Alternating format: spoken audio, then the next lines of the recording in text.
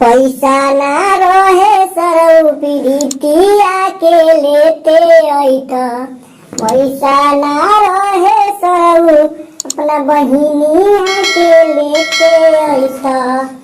तिलक चढ़ावे काहे अइल हे कमलेश सारे।